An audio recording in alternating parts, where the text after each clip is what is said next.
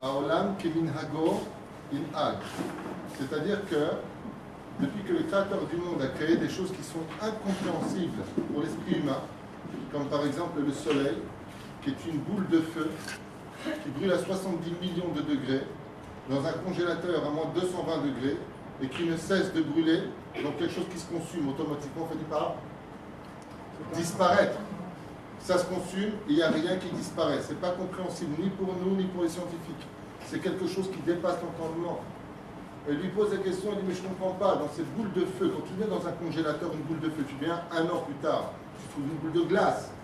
Dans l'univers, tout est géré par un système qui se répète tous les jours grâce à Hachem, Shenemar, Mechadesh, et Haolam Kulo. Akadosh Baruch Hu Maaseh Bereshit, Mechadesh Bechol Yom Tuvo Maaseh Bereshit. Le Créateur du monde, tous les jours, il renouvelle le monde avec des achlafot de malachim, des anges qui sont placés pour changer les systèmes, mais le système en lui-même ne change pas. La Terre mettra toujours 365 jours pour faire le tour du soleil, c'est un système qui ne change pas. Et cette Goya lui dit, mais Dieu, on sait qu'il existe, mais qu'est-ce qu'il fait, lui, le matin? Tu vas où, toi, le matin? À la synagogue, tu sais où aller? Dieu, il fait quoi? Tu sais, à la synagogue, prier, il est Dieu lui-même. Alors Rabbi Yossi ben Khalafta lui a dit, Mezavek Zivugim. Elle lui a dit, Ahlef, qui était Tunisie aussi, elle lui a dit, c'est-à-dire quoi il est Mezavek Zivugim? Il lui a répondu, Hachem, son occupation, c'est que quand une fille vient au monde, il dit, toi, tu te marieras avec lui. Bat Ploni, Leben Ploni. La fille d'un tel se mariera avec le fils d'un tel. Pourquoi ça se passe comme ça? Par rapport à des réincarnations, des réparations, des choses qu'on doit régler. Mais ça ne va pas du tout se finir comme ça, vous allez voir la suite, c'est encore plus fort et plus beau. Elle lui dit, ça veut dire quoi? Mais avec Zébouguim, il dit, toi tu vas avec un, chez un Dieu et Chadran, c'est la seule chose qui l'intéresse, c'est de dire qui se marie avec qui, pas un problème. Le Midrash nous raconte qu'elle a pris 1000 servantes et 1000 serviteurs. Elle lui a dit, Nicole avec André. Lui avec là, lui avec là, celui-là avec celui-là, Patricia avec Mordechai, Jedi avec Naomi, le Falabou avec celui-là, le lendemain matin, un qui vient, il est comme ça, qu'est-ce qu'il y a? Il m'a donné un coup de pied, qu'est-ce qu'il y a? C'est sa belle-mère, qu'est-ce qu'il y a? Chacun est venu, mamash, de matzav, caché dehors. Comme ça, on raconte le midrash, on dirait qu'on a que ça à faire dans la vie. En 2016, de parler de midrashim qui se sont passés il y a 1800 ans de cela.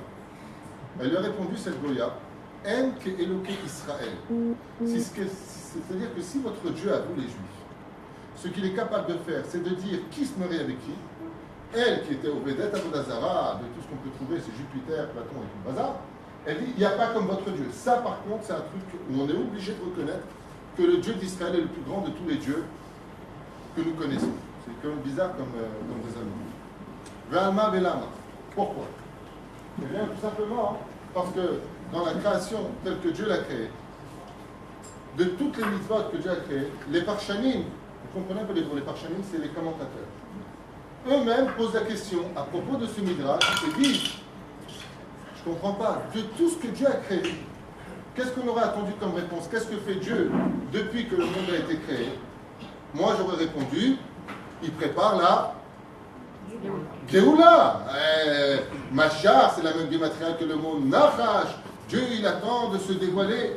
Ou alors, de quoi il s'occupe? Il allume ses petites bougies dans le Beth Amikdash Ashlishi. Je sais pas, un truc religieux, un truc ça me paraît tout sans tout. Non. Ce que fait Hachem, depuis que le monde est créé, c'est de dire que la chose qui lui est le plus important de tout, c'est comment un couple vit chez lui. Pour lui, c'est plus important que les tefilin, Shabbat, Yom Tov, Kashrut, Akol. D'où est-ce qu'on se reporte pareil? Deoraita. Dans Mesota, Parashat de Nation. Dieu te dit, pour toutes les mitzvot de la Torah, Lotissa et Shem Hashem Elokecha Lashav. Mais quand il s'agit d'un couple, Dieu il te dit, mon nom, je t'ai interdit de l'effacer, de le prononcer. Pour un couple, efface-moi. Tu écris Yud, Ke, Vake, Bechavana. Tu attends que ça sèche. Tu prends une plume et tu grattes mon nom. Parce qu'il y a plus important que mon nom sur terre, c'est comment on va le Shlom Bayit. Comment se marier? Comment vivre cette union?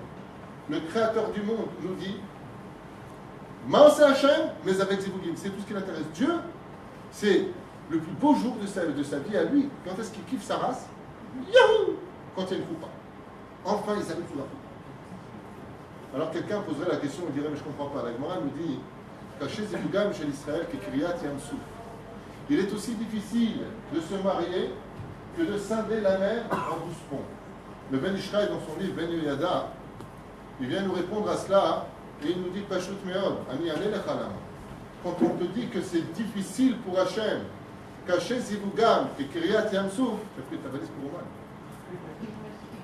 Cacher Zivugam et Kiryat Yamsouf, il sera difficile pour toi de te marier. Comme le miracle de la mer qui s'est ouverte, le Ben Ishraï dit Zivug Sheni. C'est si tu as divorcé ou si pour X raison, le mari Mshafil Boujiner, alors dans ce cas-là, il va falloir te retrouver un autre Zivoug. Donc ça c'est aussi dur que Kiryat Yamsouf. Et ça veut dire quoi que Kiryat Yamsouf? Un jour quelqu'un a posé la question au shiur, il a dit excusez-moi, je ne savais pas que pour Dieu, ça vous intéresse qu'on fait? Oui. Parce que moi je le sais déjà. Alors. Juste tu traduis en français, tu parles en français. On est en Israël, le français il y en a marre.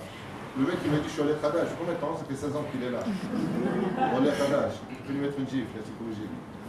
16 ans, tu es là, quel est le Khadash Khadash? 16 ans. Il a 32 ans, ça fait la moitié de sa vie ici. Mais les Français, grâce à Dieu, vous êtes très forts. On a inventé une langue israélienne, la langue du E. Moi je t'en ferai. T'as voté la voix? La langue du E, on s'en fiche, on passe à autre chose. La reine Missiata d'Ishmaïa, Akadosh Baruch Hu, il est attaché à cette mitzvah-là, et j'aimerais moi vous demander avant de vous répondre à tout cela, Alech, pourquoi Hachem serait-il attaché plus que toutes les autres mitzvahs de la Torah à marier les couples? Vous avez une idée de ça? Pourquoi de toutes les 613 mitzvahs de la Torah, la chose qui intéresse le plus le créateur du monde, c'est de dire, toi tu te maries avec toi, et quand ils arrivent sous la coupa, le Zohar nous apprend que toutes les pamaliotes des cieux descendent, le créateur du monde lui-même descend juste au-dessus du couple, il met Kahlabitunsi et il commence à danser. Comment c'est possible? Donc Kahlabitunsi, c'est pas dans le Zohar, c'est moi. Alors, comment c'est possible que Hachem, à ce moment-là, vous voulez savoir ce que ça va, c'est marqué, ils font des rondes. Les anges dansent, sont heureux quand il y a une coupa. Ils se mettent à pleurer quand ça danse ensemble après. Et Dieu se bat. Sachez qu'il y a une suite à ça. Et c'est dommage que malheureusement on invite Dieu juste pour la coupa, après on nous dit casse-toi. Mais bon, chacun fait sa fête et à cadeau de quoi qu'il advienne, l'âme. Cache-route, Beth Yosef, Halak, fais attention à ce que tu manges, fais attention à droite, à gauche, fais attention à tout ça. Dans le judaïsme, vous remarquerez quelque chose d'incroyable.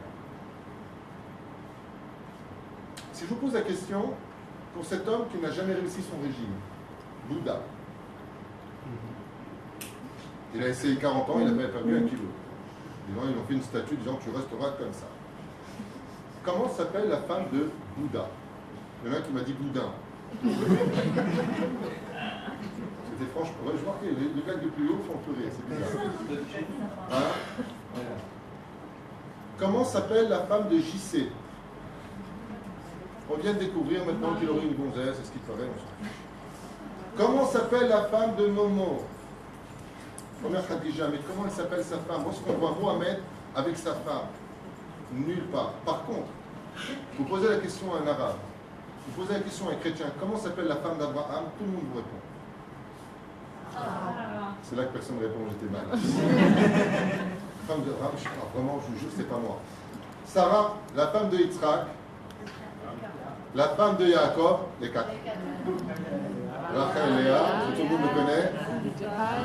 Zilpa, Zilpa et Bila, les 4 mères qui ont fondé la nation d'Israël. Si je vous dis la femme de Yosef,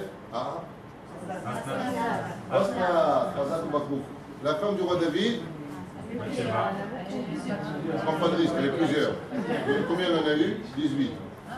Ah ben la plus connue, Bathsheba. Et la plus belle, Abigail.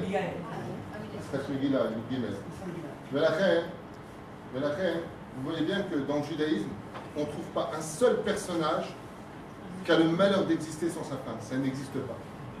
Ça n'existe pas dans la Torah. Cherchez bien toute la Torah. Là où vous trouvez un tzaddik, tu as toujours sa femme à côté. Le jour où il y a Miskin, il y en a eu, hein, c'est un très grand tzaddik. Je ne sais pas si vous connaissez, il s'appelle Moshe Rabbeinu. Il s'appelle Moshe Rabbeinu. Chez nous, ils étaient tous dans les vêtements. Rabbeinu, Abraham Abinu, lequel? Lui, il a dit, bon, je vais essayer de me séparer de ma femme. Parce que Dieu lui a dit, il faut que je te parle à tout moment de la journée. Si sa femme a dit Nida, ça rendra impur. Il va dire, attends jusqu'à ce soir, que où va Hachem, se couche au soleil, comme ça serait brachot.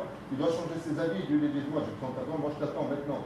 Vedaber Hachem Moshe, Beorel Moed, Beyom, Aspaklaria Ameira, c'est-à-dire une prophétie qui n'attend pas la nuit, une prophétie qui est panim el panim. Donc Moshe est obligé de se séparer de sa femme, même s'il en sera puni par Dieu et critiqué dans la fin de la paracha de Be'alotecha, parce qu'il a le malheur de donner le guet à sa femme, à Aaron. C'est normal que Moshe vive sans femme. Avec un homme qui n'est pas marié, eh ben, c'est un homme tranquille. C'est un homme. C'est pas un homme, c'est un demi-homme. Ouais, c'est un demi. Comment se peut-il que le maître de la Torah ne soit pas marié? Dieu leur a dit, je peux faire quoi? Pourquoi? Parce qu'en réalité, il a divorcé, c'est parce que moi, je lui ai demandé.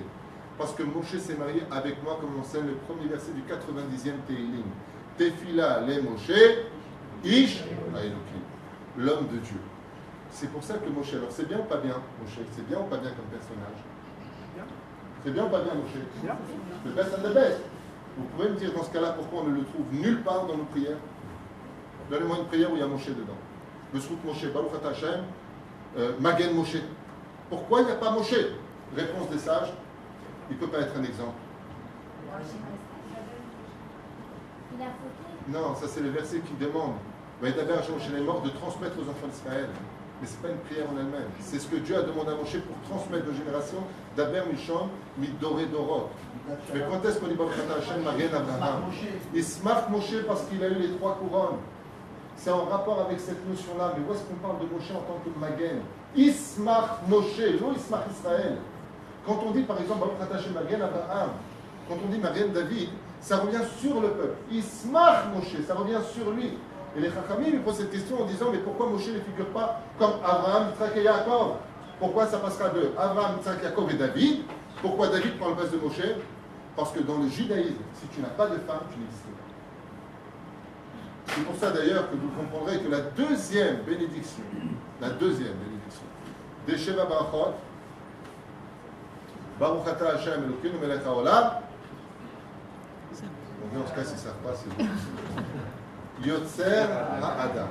Ça veut dire quoi en hébreu? Yotzer, former. Ha'adam, l'homme. Quand est-ce qu'on forme l'homme? Normalement, cette bénédiction, on aurait dû la dire quand? Le jour de la Brit Mila. Quand est-ce qu'on dit enfin, ouf, maintenant l'homme est formé? Le jour où on dit, on se marie, on passe sous la roupa, le rabbin regarde le khatan et il dit à l'ina, Yotzer Ha'adam. Maintenant, tu as été formaté en tant qu'homme. Et pour vous donner une preuve du Talmud, pourquoi on l'appelle Ben Azaï? Vous savez qui était Ben Azaï? La Gemara nous dit de lui, Oker Harim. Si Moshe Rabbeinu a donné la Torah sur la montagne, le niveau de Ben Azaï était d'un tel degré qu'il était Oker Harim. Lui déracinait les montagnes. Où est le kavod du Rav? Gvod Arav Ben Azaï? Pas du tout. Ben Azaï. Ben Zoma. Pourquoi? Pourquoi Ben Zoma, qui était le contemporain de Rabbi Akiva comme Ben Azaï, n'est pas appelé Rav Ben Azaï? Ben Zoma, Rabbi Ben Zoma, Lamalo, alors que c'est un des plus grands tanas de l'histoire. Pourquoi? Pourquoi Elisha Ben Abouya chez Kafar Baïka, on ne l'appelle pas Gvodara? Pourquoi il y a Rabbi Akiva, qui était un des contemporains, on l'appelle Rabbi Akiva? Réponse très simple. Michelon Nasoui, celui qui n'est pas marié, il peut être le plus grand des raves, il ne sera jamais rave. Parce que pour être rave, qui veut dire en hébreu beaucoup, tu ne peux l'être que si tu es marié. En fin de compte, tout dépend de quoi dans la vie d'un juif? Sa femme. Mariage. À un tel point que la Mishnah numéro 22 du 5e chapitre de Masechet Avot nous dit Ben Shmona Esrei, la Choupa. Shmona Esrei, c'est l'aide du mot Yutchet, à l'envers, Chai. Dans le judaïsme, on considère qu'un homme commence enfin à vivre que le jour où il est capable de prendre ses responsabilités, donc de se marier. Zenikra Chai. Lifnechen, comment il l'a appelé? Met. Tant que tu n'es pas marié, dans le ciel, on considère cette personne comme étant Keilu Olech Levad, Hariri, seul. Pour en venir à cette question énorme, et pour avancer dans le sujet, parce qu'on n'a même pas commencé la préface du sujet, je voudrais juste vous dire. Excusez-moi, mais c'est une femme ou un homme? Parce que la femme n'est pas obligée, c'est l'homme. Je parle de l'homme. Ah, ouais. Parce que la femme, écoutez pas, c'est pas Kedaï. La femme a été créée pour l'homme. Et l'homme n'a pas été créé pour la femme. Oui, je sais, c'est horrible. Sortez, c'est mieux, vous allez souffrir ce soir. La femme, il n'était pas bon pour l'homme de vivre seul. Tartatin, Cécile Bédémine. Et Dieu lui enjoint une femme qui sortit de sa côte. Et il lui façonna Ève. Il lui dit où tu étais jusqu'à ce jour. Il l'a mis face à lui. Et la première chose, ils ont galéré. Mange du fruit au lanarclo. Et pourtant, il n'y avait pas de belle-mère. Et ça ne l'a pas fait. Premier homme qui divorce, mon cher Adam Rishon. Créé de Dieu lui-même. Le premier homme de l'histoire a divorcé. Il a fait Masechet Kedushin, et pour goûter à toutes les mitzvot, il a fait Masechet Gitin. Mea Ushloshim Shana. עכשיו בוא נתעניין, on se pose une question énorme. Bien ça. Pourquoi, je vous pose une question, je n'ai pas eu de réponse. Pourquoi Dieu, Kadosh Baruch Hu, il prend la mitzvah du mariage comme étant l'occupation principale de son existence? On brim Chazal, Davar Pelé Plain. Si vous n'étiez venu ce soir que pour cela, Ayameot Kedai, écoutez bien. Toutes les mitzvot que Dieu nous a données lui appartiennent. Toutes. Chez Nehemar, Asher Kideshanu Be Mitzvot Tav. Lo Mitzvot Echa, c'est à lui. Be Mitzvotav Vetzivanu. Ces mitzvot, il nous a ordonné de les faire. Il y a une seule mitzvah qui n'est pas comprise dans un cocon concocté par la halakha, par nos sages, par la droite ou la gauche. Pessah, ça ne fera jamais plus de 7 jours. Sukkot, ça ne fera jamais plus de 7 jours. Hanouka, ça ne fera pas 6 jours, ni 7, ni 9. Ça fera 8 jours. Shabbat, c'est 25 heures, pas plus. Chaque chose a un démarrage et une fin. Chaque histoire a des halachot. Prochaine mishpat, yoredea. Chaque mitzvah se contrôle par altikre alichot et la halachot. Il y a une seule mitzvah de toute la Torah où enfin Dieu n'est pas l'acteur, mais le spectateur. C'est une mitzvah où Dieu dit: ah, un esquimau jardin, je m'assois et là je regarde. Allez, c'est à vous de jouer les acteurs. C'est la mitzvah du Chatan et d'accord. Moi, mon truc, c'est de vous faire rencontrer. Comment tu l'as rencontré? Chaque fois que je ne vous pas, comment vous êtes rencontrés? Alors j'ai un cousin, il m'a parlé d'une fille, machin. C'est Dieu qui t'a fait rencontrer. Comment c'est celui-là? Si j'avais su qu'un jour je te rencontrerai, comme mythologie. Aval Bassov, Hachem, il donne ce rendez-vous l'un avec l'autre. Une fois qu'il les amène sous la roupa, jusqu'à ce moment-là, après qu'est-ce qu'il fait Hachem? Qu'est-ce qu'il fait? Il fait ça. Oh!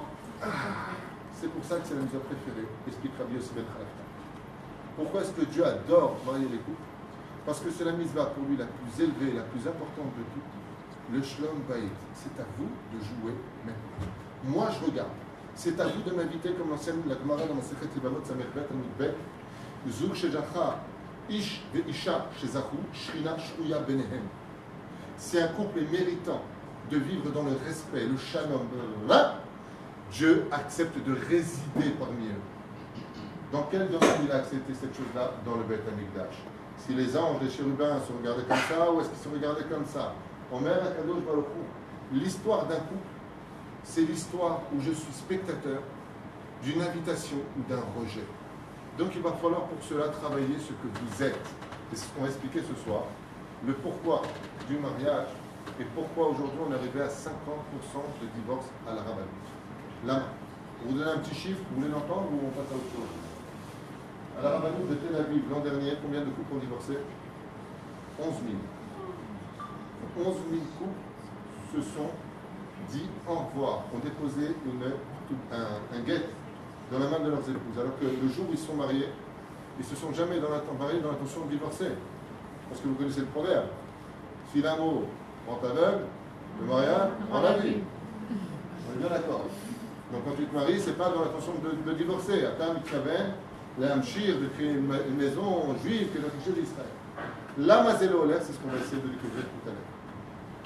Mais la reine, le créateur du monde, il nous a demandé de nous marier. De nous marier pour qu'on complète quelque chose d'important. Ce qui est très curieux, c'est dans la Gemara de Yevamot, toujours ça bête, on nous apprend quelque chose qui demande réflexion. On a presque l'impression qu'on nous ment des fois dans le Talmud, Chas v'Shalom. On nous dit qu'un homme qui n'est pas marié, vit sans parnassa, sans joie, sans Torah, sans Choma, sans Shalom, sans Totin, sans Tintin, sans Tintin. Moi, je réponds au nom de Rabbi Yehuda Tzadka dans son école Yehuda, pas du tout. Et je rapporterai pour cela une autre Gemara qui dit Kol Talia de Mazalé. Tout dépend du mazal de l'homme. Quand on vient au monde, comme pour la parnassa fait partie d'un monde qu'on appelle les Chukim. Le mazal d'un homme, c'est quelque chose qu'on ne peut pas comprendre. La parnassa, c'est quelque chose qu'on ne peut pas comprendre. Un mec qui va travailler 1 heure, milliardaire, l'autre toute la journée, du matin au soir, Shein. C'est une question de mazal. Comme ça dit la Gemara, pas moi. Alors qu'est-ce que tu me dis qu'un homme qui n'est pas marié n'a pas de parnassa? Moi je connais des mecs qui ont 42 ans, ils roulent dans des voitures décapotables, ils ont acheté déjà 3 maisons. Tout ce qui touche c'est de l'or, ils ont de la chance, ils vivent à Los Angeles, je connais. Ils sont très bien. Ils ont une vie qui ressemble au stylo aux 4 couleurs. Un soir une brune, une rousse, en tout cas, ils n'ont pas de mazal. Ils ont ils n'ont pas de mazal. Rabbi Yehuda Tzadka, Rosh Yeshiva, Torah Yosef, il répond à ça, il dit Bémet, cette Gemara, elle demande réflexion. Si la Torah est émette, comment tu peux me dire d'un côté que celui qui n'est pas marié n'a pas de mazal dans rien, de l'autre, je fais sans kitsou, et que de l'autre côté, tout dans la vie dépendra de l'étoile avec laquelle tu es né par rapport à ta réincarnation. Si Dieu a besoin que tu te répares dans la richesse, il va t'envoyer une tonne d'oseille, tout ce que tu vas faire, va réussir. Pas parce que tu es intelligent. En général, c'est souvent les gens les plus bêtes qui réussissent le plus dans les affaires. Comme les deux rois Salomon, vélo à Chacham à Kesef. Il n'y a pas de rapport entre l'intelligence et l'argent. C'est mamash non afin. Et lama, ça veut dire quoi? Rabbi Yehuda Tzadka, il dit que quand l'homme il a été créé, il a créé avec un couloir sur lequel les 10 spirotes reposaient. Quand il a pris la femme, il a pris du côté de la pudeur, là où se cache le fondement même de la réussite de l'homme. Qu'est-ce qu'il a fait? Il a pris un truc de lui, c'est une image, et il a eu Bal Patrouk. Il a apporté une femme. C'est quoi cette femme? Cette femme, dit Rabbi Yehuda Tzadka, c'est le couloir par lequel toute l'abondance de Dieu passe. En d'autres termes, qu'est-ce qu'il a fait Hachem? Il lui a concrétisé ce qui était derrière lui comme étant le passage secret de sa réussite. Et il lui a mis en face de lui. Ce que je vous dis, vous trouverez ça en 2 mots dans Masechet Bava Metzia, la page 59, Amoud Aleph, 5 dernières lignes avant la fin. Pas chouka. Il te dit tout ce qu'a été Abraham, c'est par le mérite de Sarah. Eve Adam, Zahir, Me'od, Bevod Ishto, Shekol, Abraham, Mitzvah Beleto, Nitna, Bavou, Ishto. Que tout le mérite qu'un homme il a dans sa maison, la bracha, c'est par le mérite de sa femme. Pourquoi? Et là, maintenant, vous allez comprendre. Quelle était la question de tout à l'heure? Tout à l'heure, on m'a dit, je ne comprends pas, un homme qui n'est pas marié, il n'a rien. Mais c'est l'onachon. De l'autre côté, écoutez bien la réponse de Rabbi Yehuda Tzadka, elle fait mal, elle fait peur. Rabbi Yehuda Tzadka, il dit, tant qu'un homme n'est pas marié, il sera dépendant de son mazal à lui depuis sa naissance. Ok, jusque-là? Très bien. Il dit, le seul problème, c'est que la Gemara, quand elle vient te dire qu'il n'a rien, c'est que la Gemara, c'est de quoi elle parle. Et ça veut dire que c'est quoi qu'il prenne de ce monde, tant qu'il n'est pas marié, ça lui est automatiquement retiré du monde futur. Est-ce que c'est une affaire de profiter de ce monde et tout ce que tu profites, ça t'est pris de l'autre côté? Ça s'appelle l'itron maïm. Mais par contre, le jour où il se marie, il garde son monde futur et tout ce qu'il peut profiter, c'est par le mérite de sa femme. C'est pour ça d'ailleurs que le symbole de Khatan et de la Kala, quand ils arrivent comme 2 pigeons, sous la coupa, elle vient habillée en blanc. Il y a un ici impératrice. Et lui vient habillé comme un pigeon. Pourquoi un pigeon? Parce qu'on prend le talit, vous savez pourquoi on plie le talit sur nous? Le symbole de l'amour dans le judaïsme, c'est la colombe et le pigeon. Pourquoi? Vous avez vu une fois comment, quand il se trouve, au début il joue les Sarkozy, il se prend comme ça. Puis après il commence à beaux yeux, tu sais. Puis après il commence à se picorer. À partir du moment où il s'accepte l'un et l'autre, Jamais, dit Chachamim nous dit, un pigeon ne trompera sa colombe. Et jamais une colombe ne se donnera à un pigeon. En aucun cas.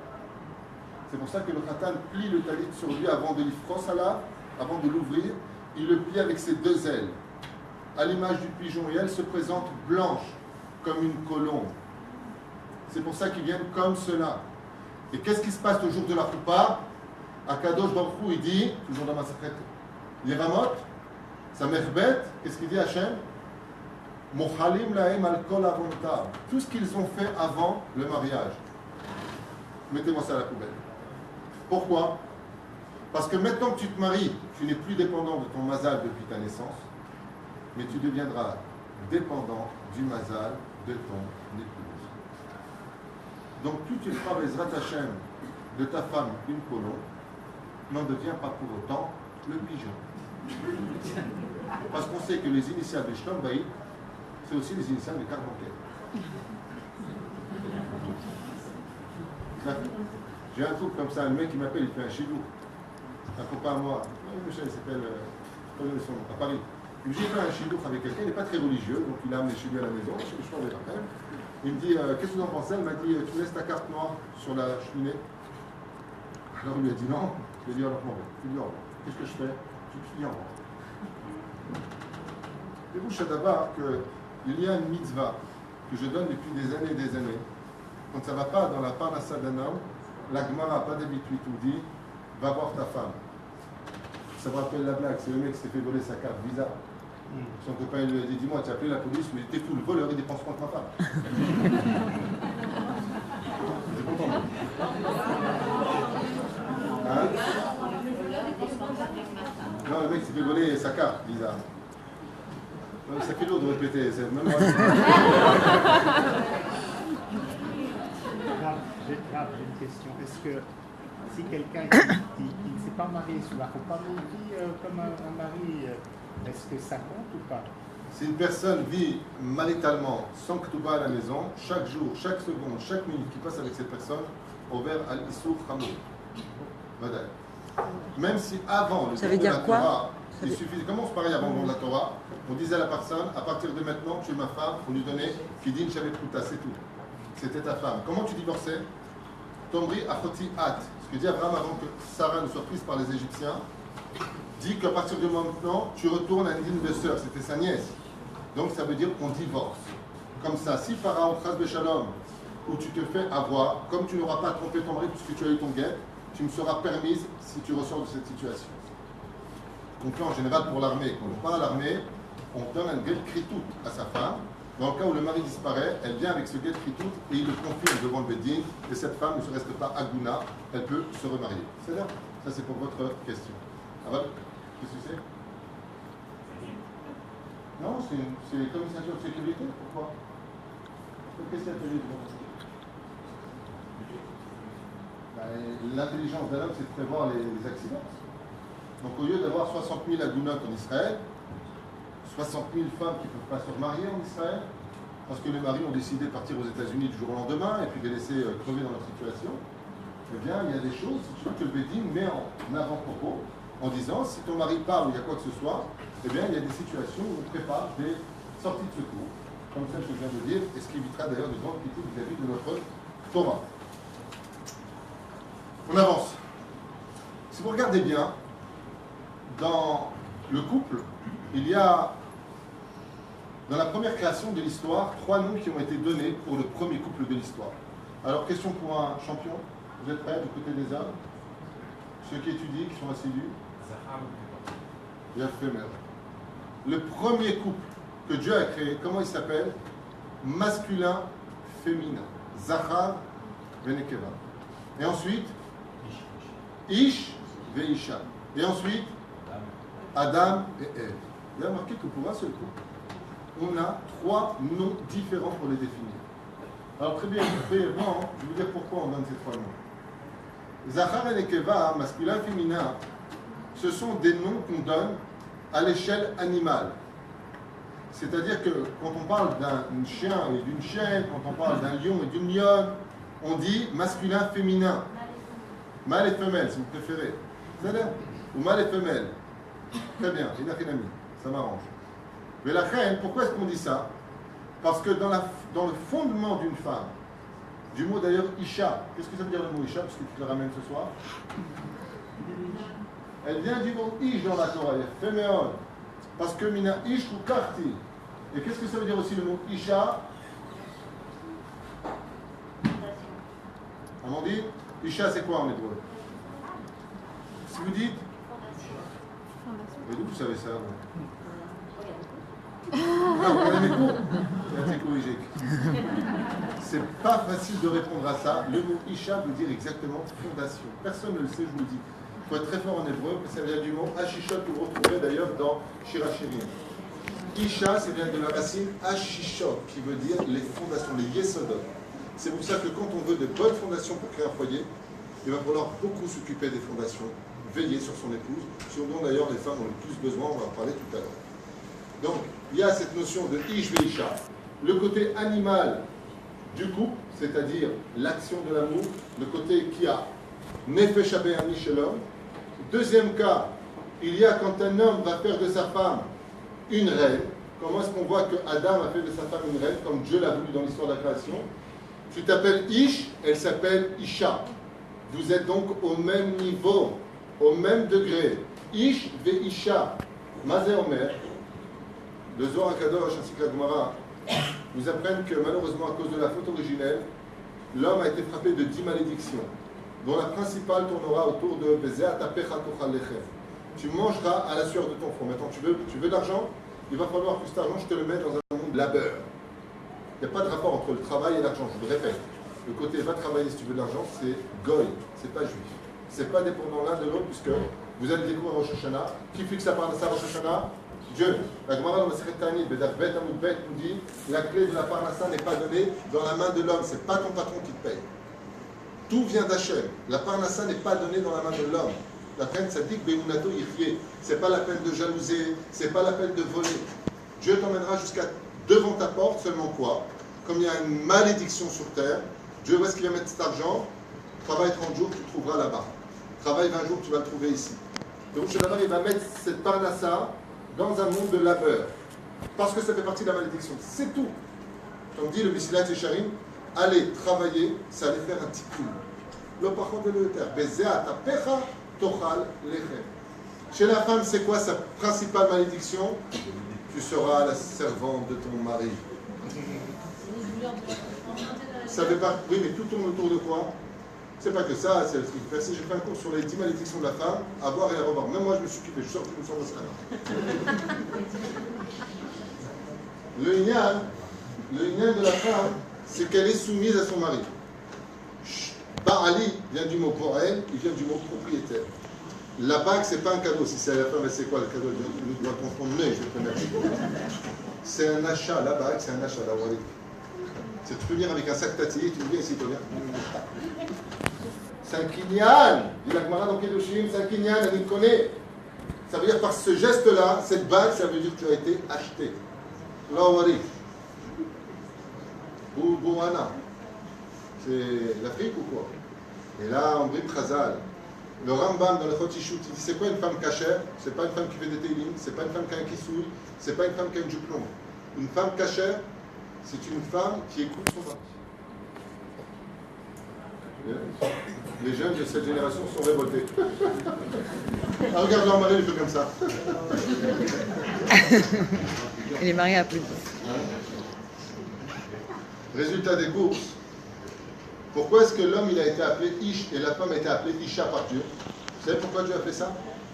Tout simplement pour enseigner quelque chose qui vaut le détour.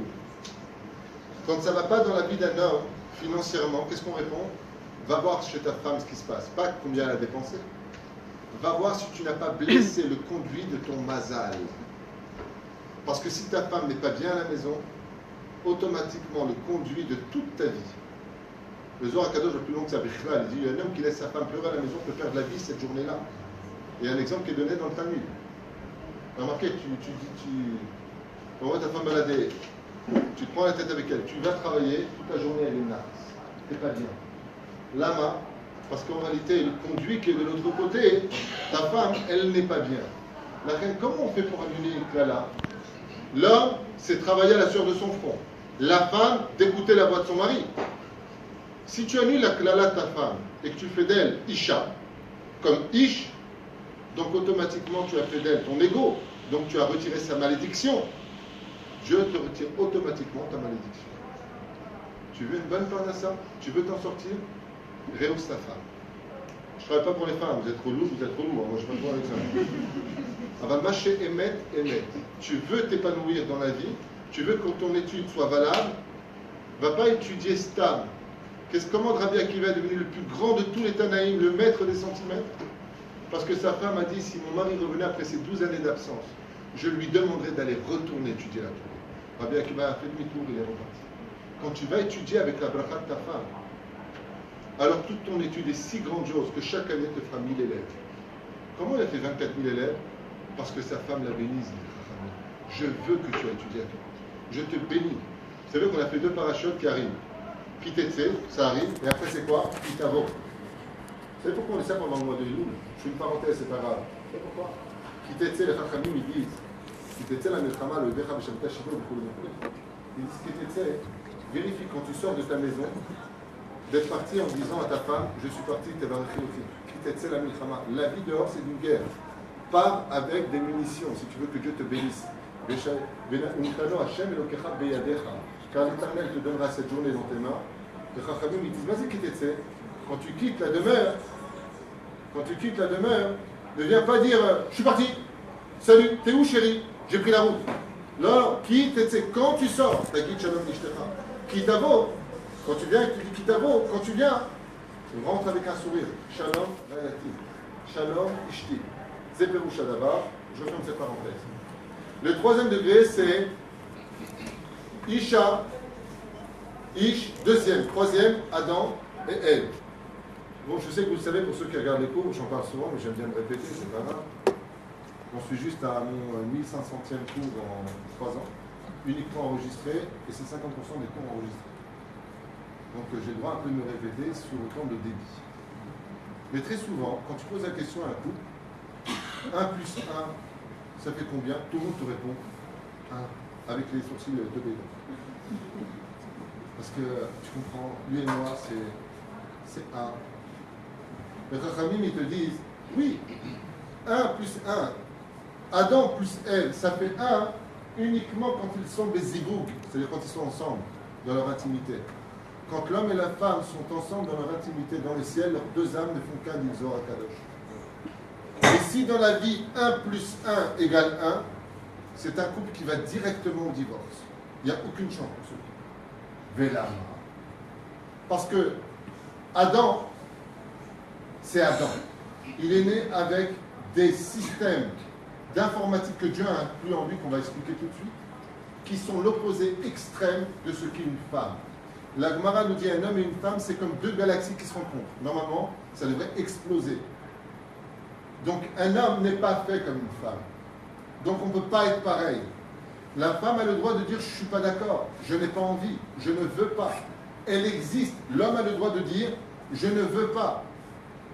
Tu n'es pas obligé d'avoir toujours celui qui a le dernier mot en tant qu'homme à la maison quand même. Oui chérie, oui chérie, oui chérie. Tu as le droit de dire non, je ne veux pas. Tu as le droit d'exister. Parce que toute l'histoire d'un couple qui réussit, c'est quand les deux s'expriment tels qu'ils sont eux créés. La femme est bina, elle vient apporter le côté de son intelligence. L'homme est chokhma, il vient apporter son côté de l'intelligence. Et ensemble, ils vont former le dad, la connaissance.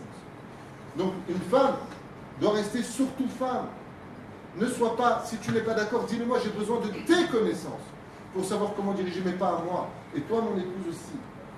Utilise-moi dans mes connaissances parce que j'ai en moi ce que tu n'as pas. Donc, 1 plus 1, ça ne fait certainement pas 1. Parce que nos sages nous disent que si 1 plus 1 égale 1, c'est qu'il y en a un des deux qui est mort dans sa vie.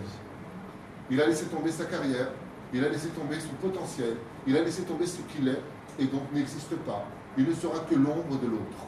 Alors que dans la Torah, c'est pas ça du tout. Abraham, Sarah, Mohamed, là, hein, arrête de, hein, avec Israël, ça suffit mon fils.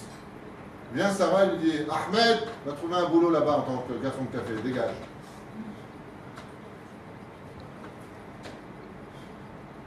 Abraham, il vient voir Sarah, il dit, Sarah, allez, je te parle un instant, qu'est-ce qu'il y a? Ishmaël, c'est mon fils aussi, tu sais, tu es en train de parler à mon fils, quoi. Je te rappelle que Agar est tombée enceinte parce que tu lui as demandé de monter sur ton ventre et que tu lui as demandé un fils par tes entrailles, mais comme tu ne peux pas, alors elle m'a donné un fils et c'est toi qui, tu sais que c'était la princesse quand même d'Égypte et que Sarah lui dit, l'Arabie, tu prends ton mouton, tu dégages. La femme la plus pieuse de l'histoire, la marqué, c'est extraordinaire. Nous, vendredi soir, on a une femme en face, le cadre de la maman ici, on fait ça.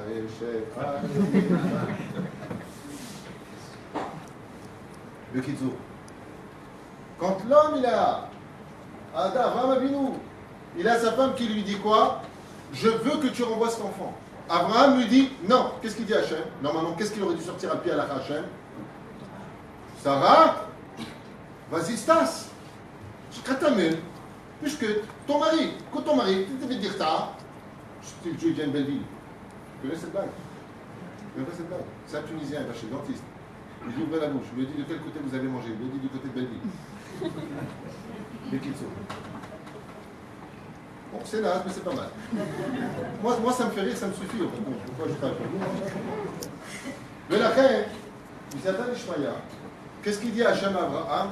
Abraham, Shma, Bekol, Sarah. Abraham, tu viens de commettre une erreur. Ta femme a le droit d'exister en tant que Sarah. Elle a le droit de s'exprimer en tant que Sarah. Abraham dit, Ishmaël, prends tes affaires et va. Comment c'est possible? Parce que 1 plus 1, ça fait surtout pas 1. Alors si je vous dis 1 plus 1 égale, donc 2. 2, ça fait un divorce immédiat, ça ne dure pas un mois. 2. Parce que 2, ça veut dire, il y a ta vie, il y a la mienne. Tu vis ta vie, je vis la mienne. C'est pas possible, on vit ensemble. Tu vas où? Je vais avec mes copains. Ouais, je vais avec mes copines. Tu vas droit dans un mur. Alors c'est combien 1 plus 1? Et là, Chambrou, Rabotenu, Alama Shalom. Il y a toi qui as le droit d'exister. Toi, ma femme, tu as le droit d'être celle que Dieu a faite de toi et surtout ne change pas. Parce que si Dieu m'a fait te rencontrer, c'est parce qu'en toi, il y a des choses que je n'ai pas. Donne-moi la force et l'intelligence de m'en servir. Parce que moi aussi, je vais te servir avec ce que tu n'as pas. J'ai le côté masculin, tu as le côté féminin. Cet amour va nous unir et nous permettre de créer une entité. Et cette entité s'appelle comment? 3. C'est une trilogie.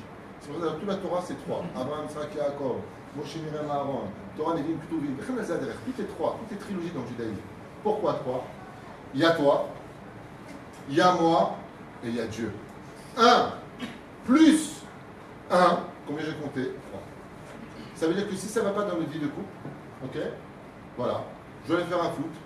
Le lundi, le mardi, le mercredi, je fais ce que je veux, tu peux pas me dire ce que je vais faire. De toute façon, la femme, c'est une chambre baillie, tu restes à la maison, où est ta femme, elle est à la maison, je vis ma vie. Qu'est-ce qu'on fait dans ce cas-là? Shalom, Vodara. Oui, c'est la femme de votre élève. Je voudrais vous poser une question. Est-ce que vous pouvez expliquer à mon mari par rapport à la halakha? Papa, il aura de parler. 1 plus 1, ça fait l'amour pour l'éternité. Et c'est ce que dit Akadosh Baruch Hu. Si l'homme et la femme ont le mérite de comprendre qu'un couple c'est 3, Shrina Shrouya Benehem, la Shrina elle descend, et qu'est-ce qu'elle fait la Shrina? Elle va donner de la lumière à leur conflit, leur obscurité. C'est ce qui s'est passé pour Abraham. Abraham n'a pas dénigré Sarah. Il lui a dit, je ne suis pas d'accord avec toi. Donc Dieu lui dit, puisque tu as du mérite et que tu n'as pas dénigré ta femme Sarah, en lui disant tu t'affermes, tu n'as pas donné ton avis, tu n'as rien à dire, c'est moi qui paye, c'est moi qui donne. Shakespeare. Le mec fait du théâtre. C'est moi et c'est moi et c'est moi. Résultat des courses, comme Abraham avait cette humilité extrême de comprendre que tout ce qu'il avait, c'était par mérite de sa femme, alors il lui a tout simplement dit, mais je ne suis pas d'accord. Pourquoi je ne suis pas d'accord? Je vais t'expliquer, ma femme, pourquoi je ne suis pas d'accord. Parce que moi, je convertis tout le monde au judaïsme. J'enseigne le monothéisme. Et tu es en train de me dire, alors que je ramène plein de gens sous les ailes de la Shrina, que mon propre fils, je le mets à la porte, qu'est-ce que vont dire les gens? Tu es en train de me casser le travail. L'argument est fondé. Dieu intervient et dit non. Écoute Sarah, tu as raison Abraham. Mais cette fois-là, il faut que tu l'écoutes. Je t'avoue était combien il est important d'annuler la malédiction de notre femme pour pouvoir vivre nous mieux. Et comme en réalité, Sarah et Abraham, comme Tzipora et Moshe Rabbeinu derech Hagav, tant qu'ils étaient mariés, les Chachamim nous disent que leurs femmes étaient toutes plus élevées en prophétie que leur propre mari. Sarah avait atteint un niveau de prophétie supérieur à celle de son propre mari. Vous êtes venu, Shadaba, que dans le fonctionnement de la femme, le fonctionnement de l'homme, si on veut réussir Bezrat Hashem, cette vie de couple, il faut savoir que Shrina, si on a mis Dieu, et si on n'a pas Dieu, Shrenet. c'est le feu qui va éclater. Ça va prendre.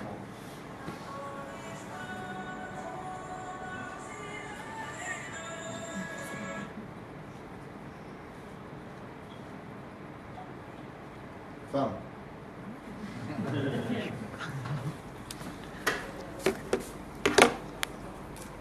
On continue. Alors maintenant, ce que je vous ai expliqué, c'est malheureusement ce qui n'est pas expliqué aux couples qui voudraient réussir leur vie.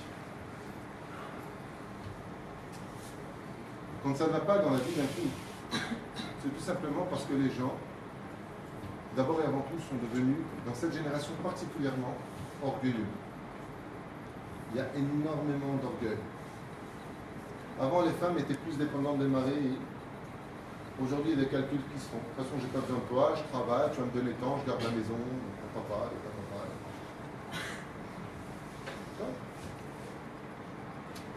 Mais le vrai problème vient du fait que les hommes et les femmes n'arrivent pas à comprendre comment ils fonctionnent. Moi, vous savez comment j'appelle ça dans mes cours? La femme et l'homme sont des ordinateurs. Chez la femme, il y a beaucoup plus de touches. Chez l'homme, il y a play, enter, space et quelques touches. Chez la femme, il y a rasra, je peux cliquer, je pense si je ne supporte pas, je ne tolère pas, je n'accepte pas, c'est beaucoup de touches.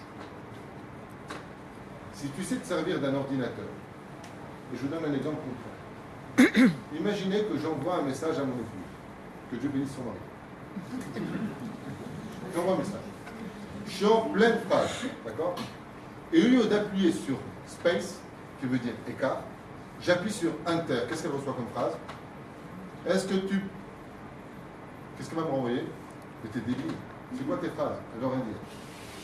C'est-à-dire que si j'appuie sur les mauvaises touches, que ce soit pour mon mari, ou que ce soit pour ma femme, automatiquement, l'écran que je vais recevoir de la perception de ce qu'il veut me dire sera toujours faussé. Et ça finira toujours par cette phrase la plus connue de tous les couples. Laisse tomber, de toute façon tu me comprendras, je ne te comprends pas, laisse tomber.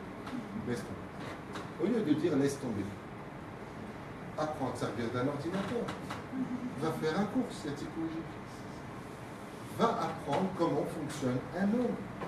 Il n'y en a pas trop longtemps en plus. C'est pas une blague, je ne savais pas, c'est la vérité. Les hommes, c'est deux mots. La femme, c'est... Vous savez pourquoi? Qui dit qu'il m'a fait selon ta volonté? Qui le dit? Nous ou elle? Baruch Sha'asani Kirtsono.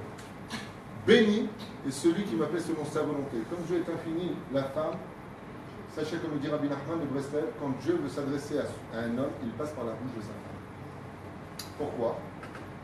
Nous les hommes, on n'est pas capable de reproduire. La Gemara le dit. Si les hommes faisaient ce que faisait une femme, on arriverait au seuil de la mort très rapidement. On n'est pas conscient. La femme, c'est une complexité qui est appelée Yekum. Tout comme Dieu a créé du N, le Yesh, la femme est capable de prendre Tipas Rouchan, dit la Gemara, et d'en donner la vie. Elle est capable de porter à part sa propre vie, sa belle-mère, son beau-père, son fils à l'intérieur, ses fils à l'extérieur, la cuisine à faire, la machine à laver, étendre le linge. Fais ça, toi. Quand tu laisses tes gosses, ok, à ton mari, tu tardes pas, chérie, ok? Théo! Je viens de rentrer dans la voiture, j'arrive. Tu reviens tout de suite, hein, parce que le gosse, je supporte pas, c'est tout le gosse. Voilà, maman, elle arrive. Voilà. Théo! Je suis en train de porter les sacs, j'arrive, chérie. Ne n'énerve pas, j'arrive.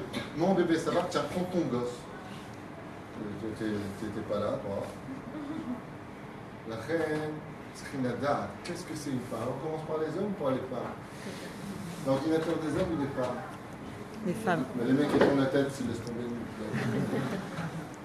Avant de commencer pour vous êtes plus nombreuses. Allez, on commence par vous. Alors, j'espère que je vais être clair dans les mots, mais je vais vous expliquer très simplement.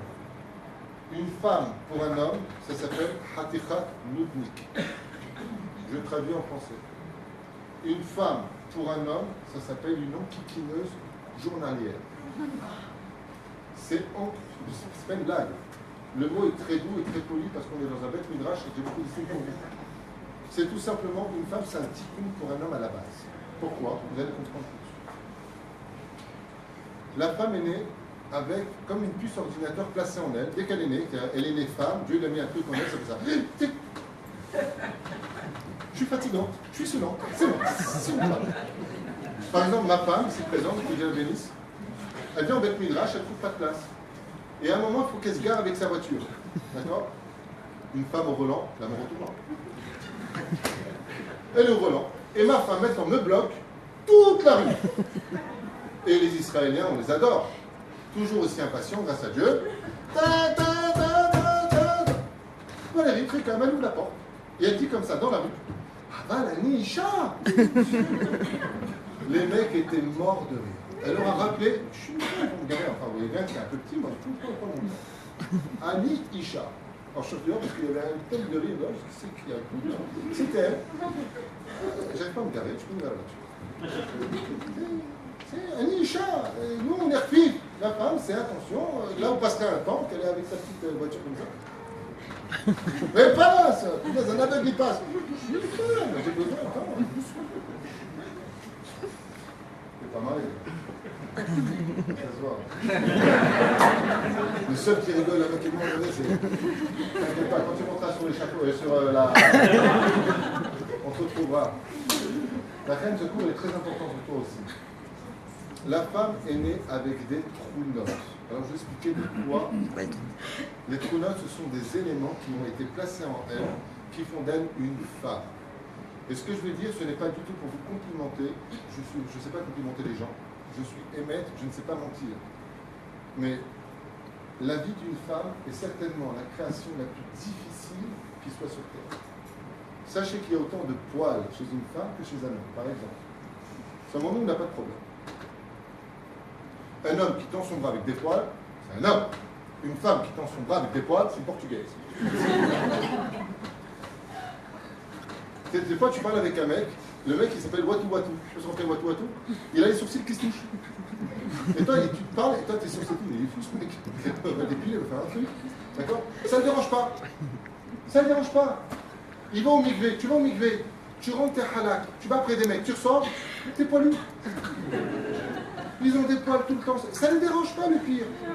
Imagine une femme, elle se lève le matin, elle regarde ses draps, ils sont plein de poils à elle. Elle est où tout de suite après? 1 heure après, elle est où? Tout de suite. Trac, trac, trac. Ah, voilà. Elle se regarde comme ça. Nous, les hommes, pellicule, pas pellicule, chemise ouverte, les poils qui tombent. Alors je te disais, tu sais, on a eu des hommes. Excusez-moi, je vais dire quelque chose de pas joli, mais qui est tellement vrai. Un homme qui rote, qu'est-ce qu'on lui dit? Porte là. Une femme qui rote, elle dit ah. Pourquoi? Le gaz. C'est du gaz. Pourquoi? Un homme qui flatule, c'est. Oh, c'est pas bien ce que tu as pêché. Une fille qui flatule, tu dis oh. L'extraterrestre. C'est dur d'être une femme parce qu'elle est faite comme nous à un certain degré et elle n'a pas le droit d'être homme. C'est pas beau pour elle d'être homme. Elle doit être toujours sur ses formes. Toujours, attention comment je. Nous, on peut mettre le même costume pendant tous les mariages de nos enfants, personne n'en a rien à faire. Ça n'intéresse personne. Ça veut dire, ça va, toi, ouais? Tu te rappelles, c'est le costume de l'album de mon fils. Ouais, je m'en fous, tu vois. La femme, elle a une robe pour chaque événement. Pourquoi? Dis-moi, Jocelyne, je crois que ça va ses affaires, parce qu'elle a mis cette robe il y a 20 ans. C'est pas une blague, le pire, c'est que c'est horrible. C'est pas une blague. Un mec qui perd ses cheveux. C'est le bonheur, ça passe. Une femme qui perd ses cheveux, ça passe pas. Mais une perruque, il y a un problème. C'est dur d'être une femme. Et les Chachamim nous disent qu'en plus, dans ces malédictions, elle a été touchée personnellement parce qu'elle était à l'origine de la faute. C'est-à-dire qu'elle va avoir des changements que nous, on va avoir. Mais ces changements hormonaux chez nous, ils ont lieu vers les 55-60 ans. Chez la femme, c'est toutes les 2 semaines. Elle a des changements hormonaux. Elle est faite de la bina. Ya la bina yalla, ya habibi yalla. Vous allez comprendre c'est quoi une femme ce soir pour appuyer sur les bons boutons et vivre heureux toute votre vie. Pas chouette. La femme, elle vient du mot de la bina. Mazébina. Le mot bina vient du verbe en infinitif. Léavine. J'ai besoin de comprendre. La femme, elle a besoin de tout comprendre. Petit 1, petit 2, petit 2. Dieu il a créé 10 canaux de la parole. 10. Dieu il a fait 10 canaux de la parole. Combien en a pris la femme? 9. Et nous? Ça veut dire que si vous avez bien compris, les femmes ont donc 9 fois plus besoin que nous les hommes de parler. D'accord? Oui.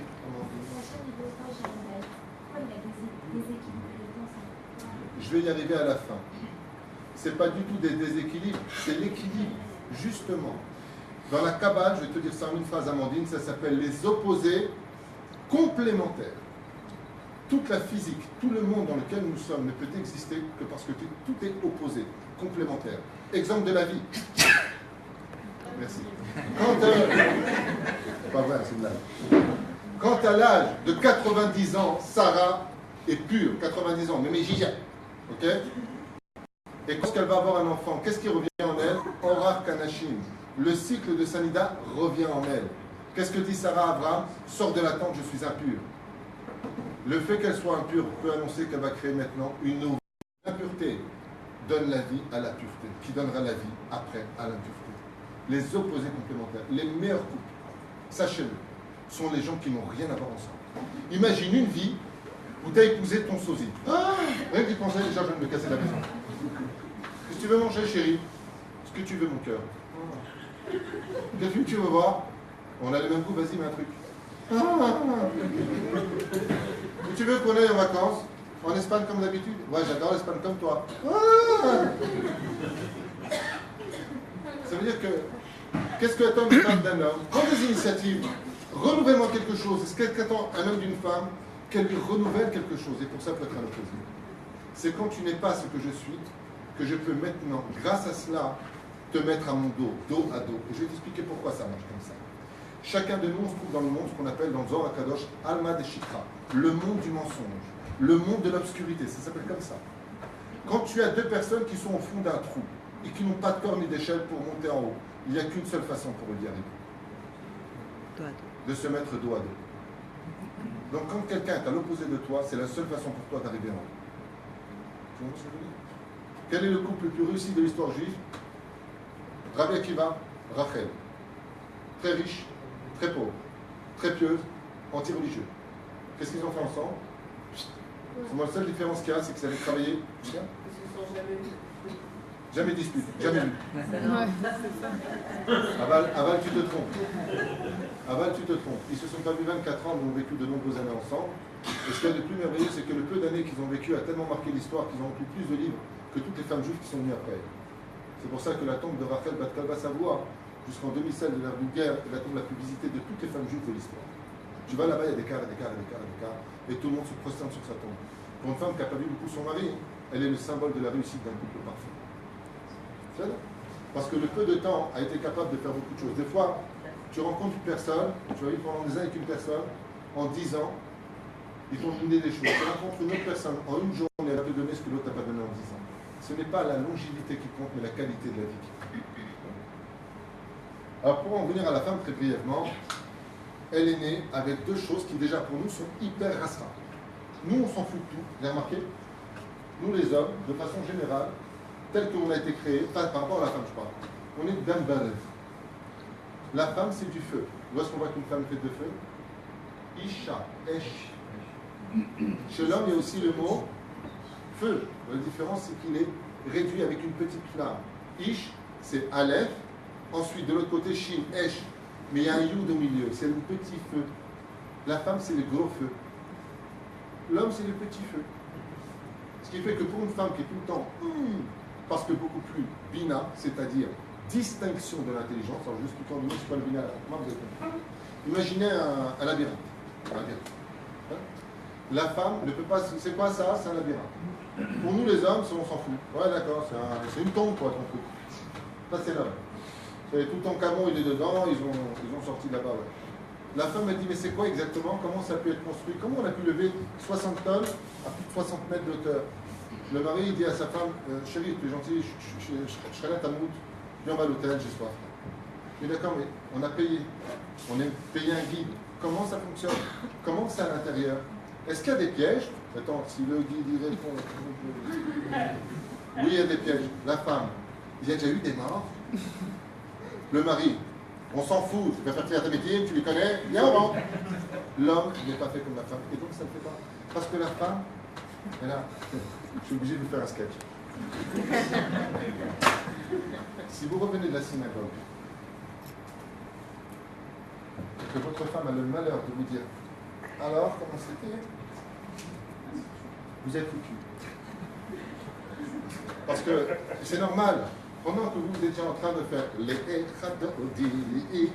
là, elle est avec les carottes, avec les pommes de terre, avec tout ce qui est sur la jupe, avec la table à mettre, avec le bidou qui n'est pas là. Et nous, on n'est pas comme elle. Nous, si Chaz V'Shalom on fait la cuisine, ok, et qu'on s'est brûlé un tout petit peu, quand ta femme va manger le steak que tu lui as fait, laisse ta vie, regarde, je suis brûlé. La femme, si elle s'est brûlée en faisant des couscous boulettes, j'arrête vers son bas les boulettes, parce que, vous voyez, je me suis brûlé. Elle souffre dans un monde que personne ne voit. Personne ne voit ce qu'elle vit. Et c'est d'ailleurs toute la magnificence d'une femme, c'est que la femme vit une intériorité, elle est intériorité, et personne n'en a rien à faire de ses problèmes. Quand elle se baisse pour ramasser du linge qui sent les pieds ou je ne sais pas quoi, qu'elle le met dans la machine, qu'elle s'est fait hyper mal, elle ne va pas faire comme ça. Chérie, note qu'à 15h, je me suis hyper fait mal au dos. Par contre, nous les hommes, chérie non, mais il faut que tu vois que j'ai morflé quand même. Ah non, que tout soit pris en photo.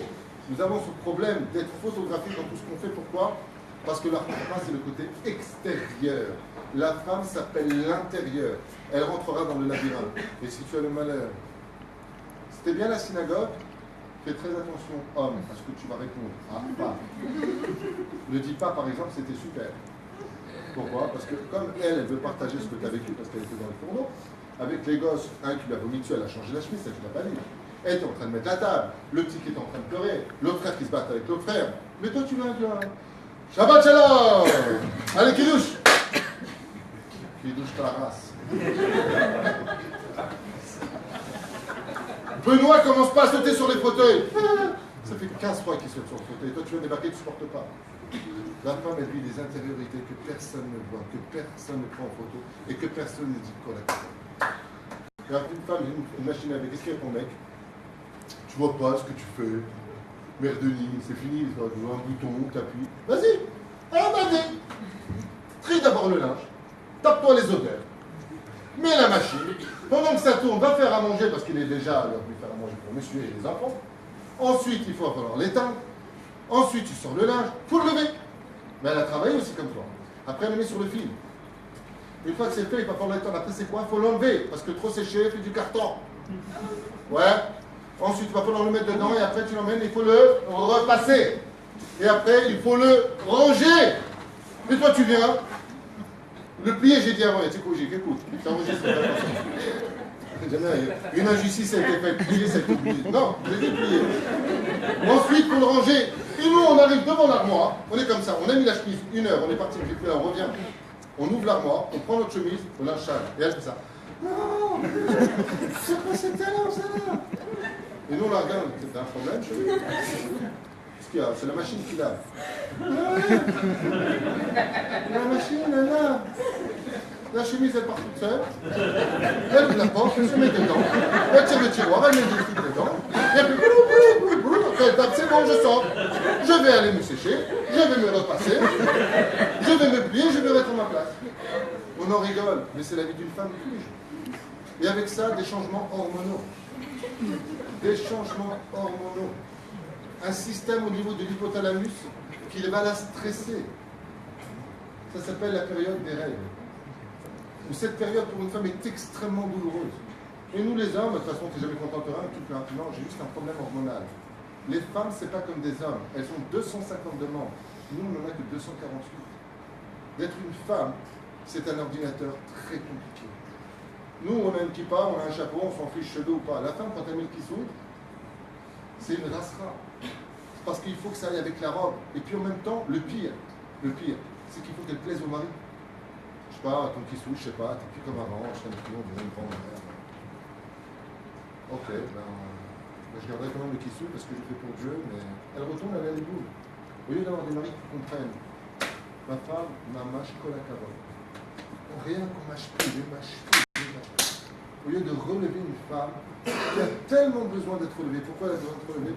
Parce que la femme a été créée pour l'homme. Et nous, on ne comprend pas. Alors si la femme, comment c'était la synagogue? C'était super. Ah bon, il y avait quoi? Non, c'est pas super. Tu as dit que c'était super. Parce que, je vous explique au niveau des touches de l'ordinateur d'une femme. Elle, pendant qu'elle était en train de te faire kiffer pour ton couscous, boulettes, poisson et machin chouette, ouais, elle n'était pas en train de faire les assis sur du velours. Non. Elle, maintenant, comment elle peut vivre ce que tu as vécu quand tu vas lui parler parce qu'elle aime parler? Résultat des courses, quand tu rentres, lui dis pas, ben, c'est comme d'habitude quoi. Non. Tu as dit que c'était super. Pour moi, la parole a beaucoup de valeur. Qu'est-ce qu'il y a eu de différent? Sinon, tu es un naze. Si tu n'es pas capable de me raconter un événement, mais ça va loin aussi chez les femmes. Il y avait du monde? Non, il n'y avait pas beaucoup de monde. Ah, qui n'était pas là? Ah, moi, j'étais pas à la synagogue, je veux plus aller. Je veux pas, je veux plus. Ici, c'est pas une blague le pire. C'est que si tu lui dis à ta femme, il y avait plein de monde, elle te dit, il y avait qui? C'est horrible. Et pourquoi c'est horrible? Parce qu'elle n'a pas vu ce que tu as vécu. Pourquoi toi t'as kiffé, moi j'ai pas kiffé? Alors fais-le moi kiffer par une discussion. J'ai besoin de 9 canaux. Tu parles avec moi maintenant, tu te mets près de moi pendant des essais, tu m'aides. Pas parce que j'ai besoin de toi. Je veux que tu m'aides pour que tu sois près de moi. Fais-moi partager ta vie. Donne-moi un peu de ta vie. C'est quoi tes affaires? C'était comment ton rendez-vous? Pendant que moi je me tapais des choses que personne n'a vues, que personne ne comprendra. Que quand je me suis tourné de douleur, parce que j'ai parlé avec telle personne qui m'a fait mal, je ne vais pas t'en parler, parce que c'est ton associé, parce que c'est quelqu'un de ta famille, combien je peux prendre sur moi pour que même ça, tu ne t'intéresses pas à moi. Ce qui fait que la première des touches qu'un homme doit savoir quand il se marie, c'est la touche de inter. Envoyer constamment des messages à son épouse. Tout comme on ne trouvera jamais Abraham sans Sarah, on ne trouve pas l'un sans l'autre. De la même façon, dans le judaïsme, on a l'obligation en tant qu'homme de faire passer avant toute chose sur terre sa propre épouse. Dans le judaïsme, rien ne passe avant sa femme. Rien. Par exemple, elle t'appelle au travail. Comment on fait nous? Tu me saoules là. Je travaille, ok, il faut bien que je paye une facture, ok. Ok, moi je suis à la fin du mercredi. Elle a. Non. Chérie, je ne peux pas te parler maintenant, je te promets, dès que je finis, je te rappelle. Tellement plus simple. Et tout ça, ça vient à cause de quoi? D'un manque de pédagogie, de psychologie. Je vais vous dire, tout à l'heure, on m'a dit que tu as posé une bonne question et j'aimerais t'y répondre avec un machal. Une minute? J'aime bien faire ça. Un jour, un roi avait 3 défauts horribles. Il était un peu bande de l'œil gauche, un peu Quasimodo, tu vois. Et puis il était paralysé malheureusement du bras gauche. Et il avait la poliose sur la jambe gauche, plus courte, plus fine. Et comme il était extrêmement riche, extrêmement intéressant, un homme d'une grande fortune, il a invité 3 princesses qui se sont présentées pour se marier avec lui. Quand il les a regardées les 3, elles étaient les 3 très belles, comme il le voulait. Seulement, il savait que le but du mariage, c'est pas de se marier, mais de rester. Alors il a apporté 3 magnifiques tableaux, vierges, des peintures, des pinceaux. Et il a dit à la première, tu veux vraiment te marier avec moi? Elle lui a dit plus que tout au monde. Il lui a dit, alors dessine-moi. Et elle a dessiné.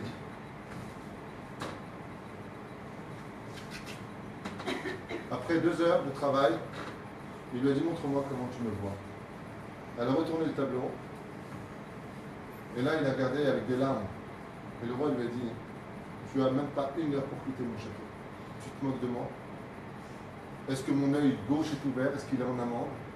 Est-ce que mon bras peut s'allonger? Est-ce que ma jambe est du même niveau que l'autre? Si c'est comme ça que tu vois ma vie de couple, j'ai rien à faire avec toi. Parce que c'est une vie de mensonge que tu as lu dans tes yeux. Va-t'en. La deuxième, 2 heures plus tard, elle retourne.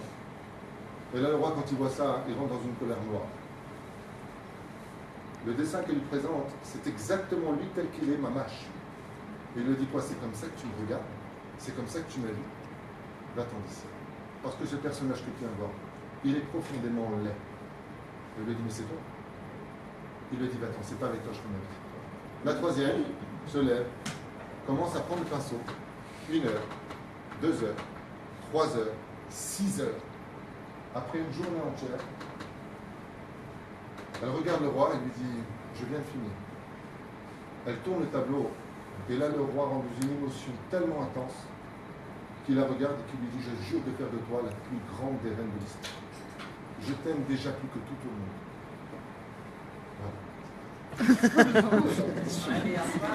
Voilà, la semaine prochaine, nous verrons pour le dessin.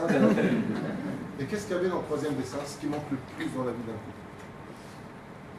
Il se voit dans ce dessin sur un cheval blanc, en train de chasser un cerf au loin.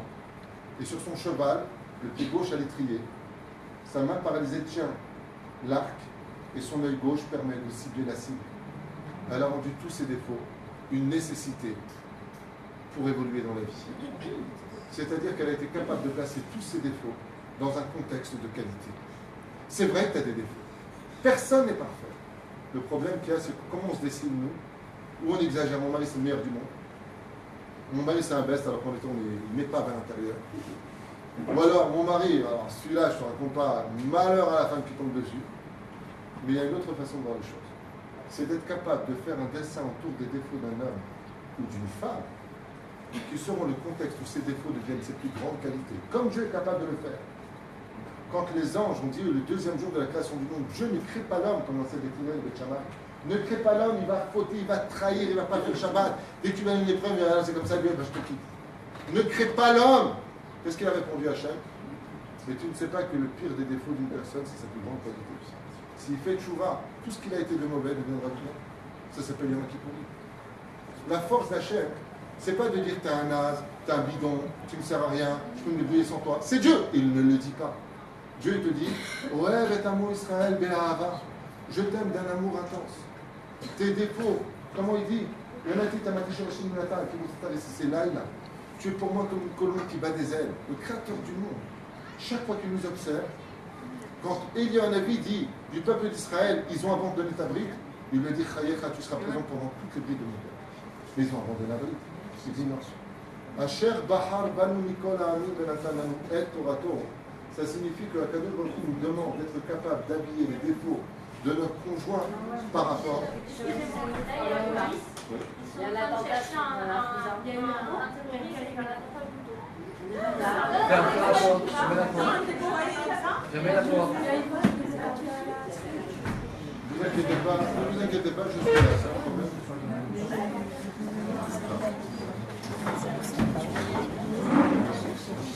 Top. On continue, on fait quoi?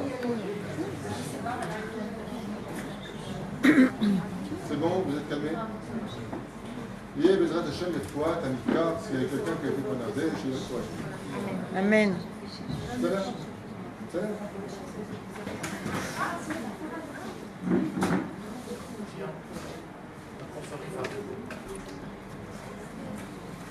Top. Tout va bien, ça va? Oui.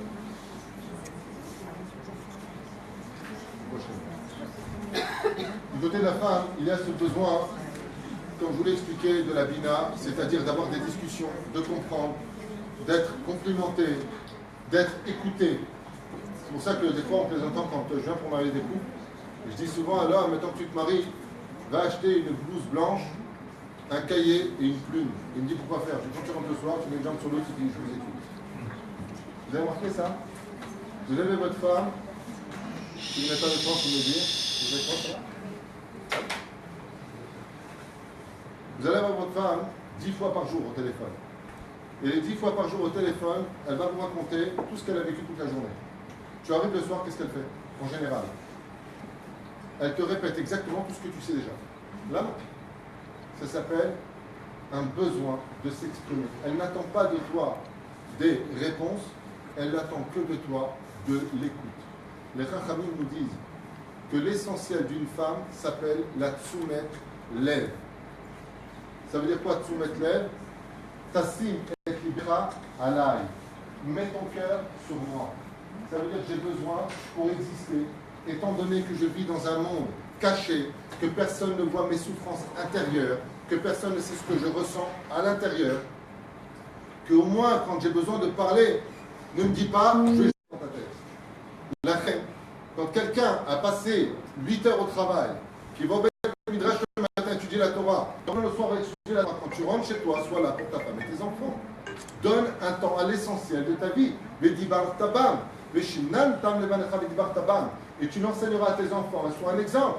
Vous savez que le plus beau cadeau qu'un homme puisse faire à sa femme, le plus beau de tous, c'est de voir son mari étudier avec ses enfants. Sachez-le. C'est le plus beau cadeau qu'on puisse faire à sa femme. Elle se retourne, pendant qu'elle fait à manger, pendant qu'elle rentre chez cette maison, après qu'elle-même soit allée travailler, quand elle voit son fils jouer avec son mari, avec son père, quand il le voit étudier la Torah ensemble, elle ne ressent plus aucune douleur. Vous savez pourquoi? Parce qu'elle a compris que son labeur valait la peine d'exister. Mais quand le mari rentre et que son travail continue à la maison, dans le salon, 9h, oui, je te disais machin, donne-moi l'ordinateur, attends, je sais pas, passe à table, tu viens chérie, ah, voilà. Tu amènes de la clala chez toi, tu ne gagnes pas plus d'argent. C'est pas parce que tu as mis 2 robinets à un tonneau que ça va couler plus vite. Le contenu à l'intérieur, il ne bouge pas. De Rosh Hashanah, c'est le même topo qui rentre. Juste que toi, tu as un Yetzer Hara qui te fait manquer des mounas. Comme aujourd'hui pour nous les hommes. On a un fléau aujourd'hui. Depuis qu'il existe, le Satan est parti au chômage. Le portable dans les synagogues. Hier, j'étais à côté de quelqu'un qui prie en plein Amida. On est devenu fou. Le mec qui prie, il a son sidour devant lui, et à côté le portable. Mais ça va pas dans ta tête. Dès que l'Amida finit, mais attends. Il y a un médecin, s'il vous plaît. Un médecin. Elle est pas bien, elle est pas bien. Alors tu lui donnes les ici. Excusez-moi, Non, c'est pas. Là, il est médecin, il est. Qui est le médecin? Allez.